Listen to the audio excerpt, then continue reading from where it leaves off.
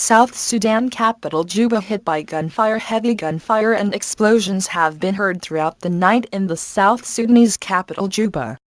Local media said the fighting was between rival factions of the Presidential Guard and focused around their military barracks.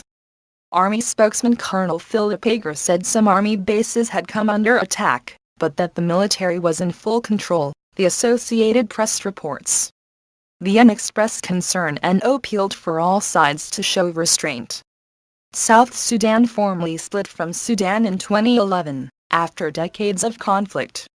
Numerous armed groups remain active in the oil-rich country. Tensions have been high since President Salva Kiir dismissed his entire cabinet, including his deputy Riek Machar, in July in an apparent power struggle. Mr. Machar had indicated he planned to contest the presidential elections in 2015. The fighting in Juba reportedly broke out overnight and intensified in the early morning.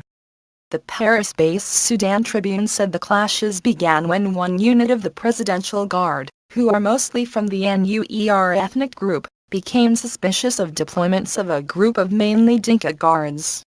Mr. Kiir is from the Dinka community, which is the largest in South Sudan, while Mr. Machar is from the Nuer, the second largest. Some Nuer have complained about Dinka political domination. The Tribune said state TV was off-air and the city's airport was closed. The situation had reportedly calmed by mid-morning, but heavily armed troops were seen on the capital's streets. Colonel Ager said the situation was tense but not likely to worsen, AP reports. So far the army is in full control of Juba, he said.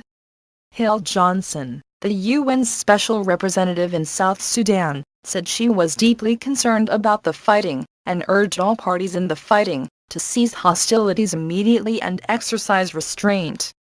I have been in touch regularly with the key leaders, including at the highest levels, to call for calm, she said. The UN mission in Juba said earlier that staff there were under lockdown. The UK and US embassies in Juba urged their citizens via Twitter to stay indoors and exercise caution. The U.S. statement to citizens said it has suspended all routine services amid reports from multiple reliable sources of ongoing security incidents and sporadic gunfire in multiple locations across Juba. The U.S. Embassy also denied rumors that Mr. Machar had taken shelter there. Both Sudan and the South are relying on their oil revenues, which account for 98% of South Sudan's budget. But the two countries cannot agree how to divide the oil wealth of the former United States. Some 75% of the oil lies in the south, but all the pipelines run north. It is feared that disputes over oil could lead the two neighbors to return to war.